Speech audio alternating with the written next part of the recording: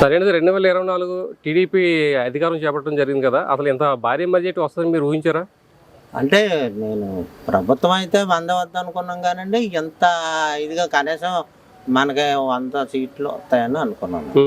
నా వరకైతే. ఓకే. మరి వైసీపీ పార్టీ అంత ఘోరంగా ఓడిపోవడానికి కారణం ఏమైండొచ్చు? అంటే ఇక అరాచక పాలన అండి. ఆ! అరాచక పాలన గురించి ఇప్పుడు 2019 నుంచి ఈ 5 ఏళ్ళు మన స్వతంత్రం ఉన్నట్టు లేదండి.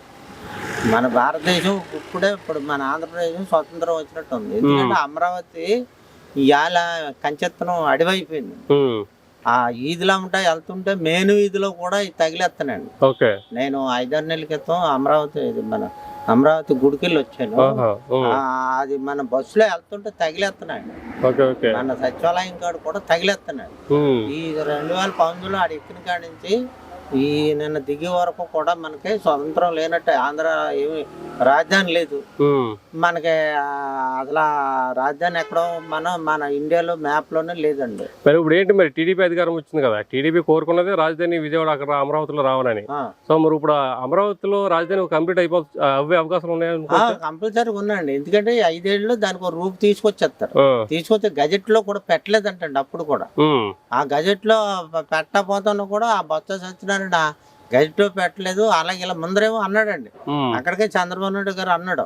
ఏమన్నాడంటే ఈ జగన్ గారు వస్తే మీరు పాలిచ్చి గేదెను వదిలేసి దున్నపోతు తెచ్చుకున్నట్టే అమరావతిని మార్చేస్తాడు, మీరు ఆలోచించుకుంటే అమరావతి ప్రజలు కూడా జగన్కే ఇచ్చారు. మరి అక్కడ కూడా వచ్చేసింది కదండి. మంగళగిరి మీకు అమరావతి ఇవన్నీ తాటికొండ ఇవన్నీ వచ్చేసినాయా? చెప్పినా వినలేదు. ఆయన చెప్పాడు జగన్ ఇల్లు కట్టుకుంటున్నాడు, మీకు అలాగే వీళ్ళ మాటలేం కాదు, మేము అమరావతి అక్కడే ఉండేస్తాం అన్నాడు. వచ్చిన తర్వాత శ్మశానం అన్నాడు. మరి ఇలా బిల్డింగ్లు అప్పుడే ఎలా కనపడుతున్నాయండి? టిడ్కో ఇళ్ళు ఇవ్వాలండి. అది చాలా తప్పు అండి. ప్రభుత్వాలు ఉండొచ్చు పోవచ్చు. ఇప్పుడు కొత్త మీరు కట్టుకోవచ్చు. ఆ టిడ్కో ఇళ్ళు కూడా చాలా ఇబ్బందులు పడుతున్నారు. అది కూడా న్యాయం చేయాలండి. అంటే చంద్రబాబు నాయుడు గారు అవుతాయంటారు. ఇప్పుడు అవన్నీ అవుతాయంటారా? అంటే కొంచెం లేట్ అవుతుందండి. ఆర్థిక పరిస్థితి బాగాలేదు కదా.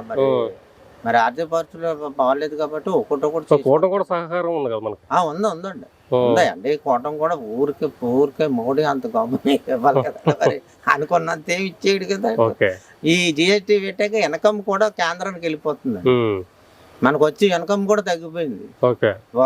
ఇదేంటి ఇప్పుడు మనకి రిజిస్ట్రేషన్ ఒకటండి, బ్రాందీ తగలేసేది. అప్పుడు అది కూడా పాట పెట్టి ఈ బ్రాందీలు తగ్గించి అందమైన డబ్బులు ఎంతైనా ఆనందంగా తాగుదామన్న లేడండి.